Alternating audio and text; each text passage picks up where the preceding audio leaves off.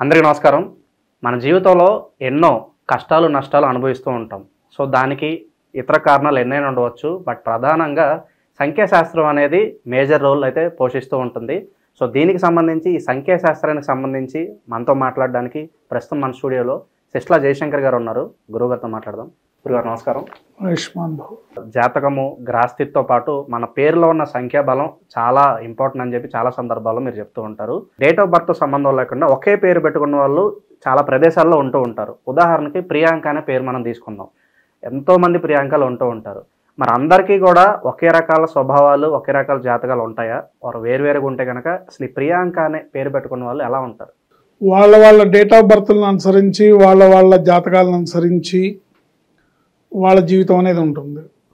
ఒక ప్రియాంక ఒక కోటీశ్వరుడు ఇంట్లో పుట్టచ్చు, ఒక ప్రియాంక ఒక కార్ డ్రైవర్ ఇంట్లో పుట్టచ్చు, ఒక ప్రియాంక ఒక మిడిల్ క్లాస్ ఫ్యామిలీలో ఉండొచ్చు, ఒక ప్రియాంక రోజు కాలేజీకి బస్సులో వెళ్ళొచ్చు, ఒక ప్రియాంక కాలేజీకి రోజు కాలేజీ బస్సులో వెళ్ళొచ్చు, లేదా ఒక ప్రియాంక రోజు కార్లో వెళ్ళొచ్చు.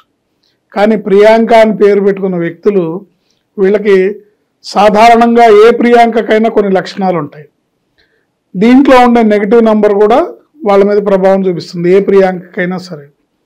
సో ప్రియాంక అని పేరు పెట్టుకున్న వ్యక్తుల లక్షణాలు ఎలా ఉంటాయంటే, వీళ్ళు నిరంతరం కష్టపడే మనుషులు, ఆర్థిక పరంగా స్థిరపడాలని కోరిక ఎక్కువగా ఉన్నవాళ్ళు. తను ఏ స్థాయిలో ఉన్న ప్రియాంక అయినా సరే నేను బాగా సంపాదించాలి, నేను ఆర్థికంగా బాగా స్థిరపడాలి అని కోరుకుంటుంది. వాళ్ళు చేసే పనుల్లో బాగా గుర్తింపు రావాలని కోరుకుంటారు. ఐడెంటిటీ నాకేం అక్కర్లేదు అనుకుంటూనే ఐడెంటిటీ కోసం పనిచేస్తారు. నా పని నేను చేస్తానబ్బా, నాకేం గుర్తింపు అక్కర్లేదని పైకి చెప్తారు, కానీ వాళ్ళు పనిచేసేదే గుర్తింపు కోసం పనిచేస్తారు. నేనేది కోరుకున్నా జరుగుతుంది, నా మాట నెగ్గుతుంది, భగవంతుడు ఖచ్చితంగా నాకు మేలు చేస్తాడు అనే తత్వం ఉన్నవాళ్ళు వర్క్ విషయంలో చాలా ఖచ్చితంగా ఉంటారు. ఎక్కువగా ఫ్రంట్ ఆఫీస్లో అడ్మిన్స్గా, తర్వాత టీమ్ లీడర్స్గా రాక్షసంగా హార్డ్ వర్క్ చేయడం, end of the day best ఉమెన్గా గుర్తింపు తెచ్చుకోవడం, పర్టికులర్గా ఫ్యామిలీ లైఫ్లో హస్బెండ్ ఇలా ఉండాలి, నాకు ఇలాగే ఉండాలి, ఈ లక్షణాలతో ఉండాలి, మా ఆయన ఇలా ఉండాలి, ఇలాంటి ఉద్యోగం చేయాలి, ఇంత ఆదాయం ఉండాలి, మేము ఇలాంటి కార్లో తిరగాలి, ఇలాంటి ఫ్లాట్ కొనుక్కోవాలి అని కోరుకునే వ్యక్తులు. అలా లేకపోతే వారిని లెక్క చేయరు. తన అంచనాలకు తగ్గట్టు హస్బెండ్ రాకపోతే తను ఏది కోరుకుందో అలాంటి వ్యక్తి వస్తే ఓకే, లేకపోతే విలువ ఎవరు లెక్క చేయరు. 100% ఎక్స్పెక్టేషన్లో కనీసం 30 to 50% మ్యాచింగ్ ఉన్నా కూడా ఓకే అంటారు. కానీ అస్సలు వీళ్ళ ఎక్స్పెక్టేషన్స్ని మ్యాచ్ చేయకపోతే హస్బెండ్ని అసలు లెక్క చేయరు, వదిలేసి వెళ్ళరు, కానీ వాళ్ళతో కలిసి ఉండరు. అంటే 2 రైలు పట్టాలు ఒక ఇంట్లో ప్రయాణిస్తున్నట్టుగా ఒక చోట ప్రయాణిస్తున్నట్టుగా పక్కనే ప్రయాణం చేస్తారు, కానీ కలవరు. వీళ్ళ ఎక్స్పెక్టేషన్స్ కనుక మ్యాచ్ అవుతే హస్బెండ్ని దేవుళ్ళ కొలుస్తారు. మా ఆయనే నాకు దేవుడు అన్నట్టుగా దేవుళ్ళ చూస్తారు. ఎదుటి వాళ్ళు ఏమనుకుంటారో అలా అని అనుకోకుండా వాళ్ళు అనుకున్నది అనుకున్నట్టుగా చెప్పే మనస్తత్వం ఉన్నవాళ్ళు. అల్టిమేట్గా ఫ్యామిలీ విషయంలో రెస్పాన్సిబుల్గా నిలబడే మనుషులు, కానీ బాధ్యతల నుండి తప్పించుకునే మనుషులు కాదు వీళ్ళు. బాధ్యతల నుంచి తప్పించుకోరు, ఓర్పుగానే ఉంటారు, కానీ ఎప్పుడైనా బాగా కోపం వస్తే మటుకు భద్రకాళి అవతారం ఎత్తారు. ఫైనల్గా వీళ్ళు మంచివాళ్లే, కానీ చెడ్డవాళ్ళు కాదు. కానీ వీళ్ళ పేరులో ఉన్న 18వ నెంబర్ వల్ల వీళ్ళకి చెడు జరుగుతుంది. పేరులో 18వ నెంబర్ ఉంటే కుటుంబ కలహాలు ఉంటాయి.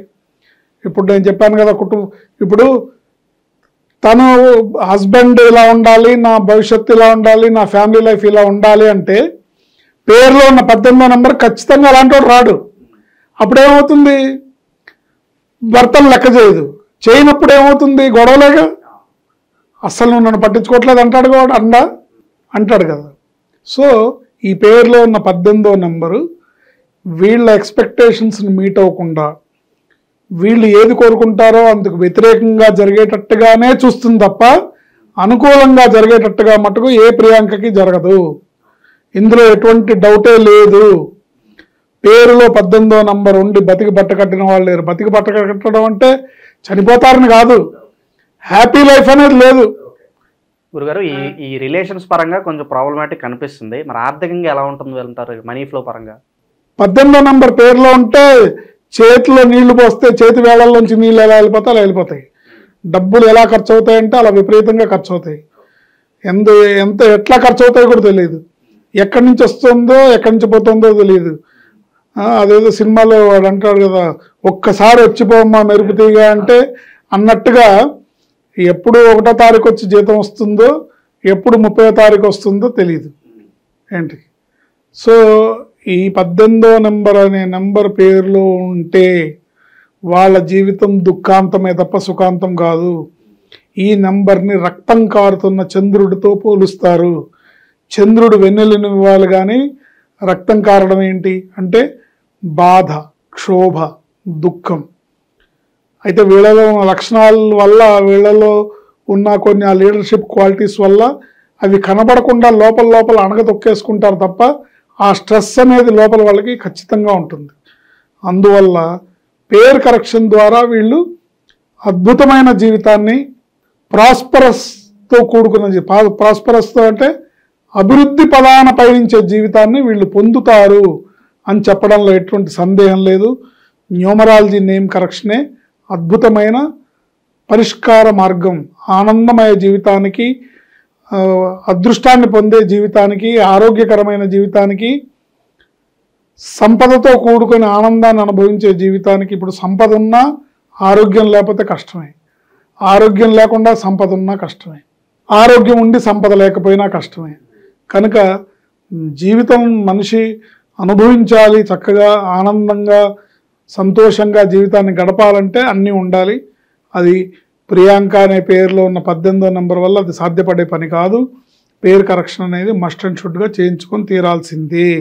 సో అది ఆడియన్స్ విన్నారు కదా, ఈ ప్రియాంక అని పేరు పెట్టుకున్న వాళ్ళకి ఎలాంటి స్వభావాలు ఉంటాయి, తరచుగా వీరు ఎలాంటి సమస్యలు ఫేస్ చేస్తారో కూడా గురువుగారు చెప్పడం జరిగింది. ఎవరన్నా ప్రియాంక అనే పేరు పెట్టుకున్న వాళ్ళు ఈ వీడియో చూసుకున్నట్లయితే కనుక అసలు మీరు ఇలాంటి సమస్యతో బాధపడుతున్నారా లేదా, నిజంగా మీరు రిలేట్ అయ్యారా లేదా కింద మాకు తప్పకుండా కామెంట్ బాక్స్లో అయితే తెలియజేయండి. సో ఇన్ కేస్ ప్రతి నెంబర్లో కూడా, ప్రతి పేరులో కూడా ఒక నెగిటివ్ నెంబర్ అయితే ఉంటుంది. మీ డేట్ ఆఫ్ బర్త్కి తగ్గట్లుగా ఆ నెంబర్ అనేది కరెక్ట్గా మ్యాచ్ అవుతుందో లేదో చూసుకుని చిన్న చిన్న నేమ్ కరెక్షన్తో అయితే సో రాబోయే సమస్యల నుంచి దూరంగా ఉండొచ్చు. ధన్యవాదాలు.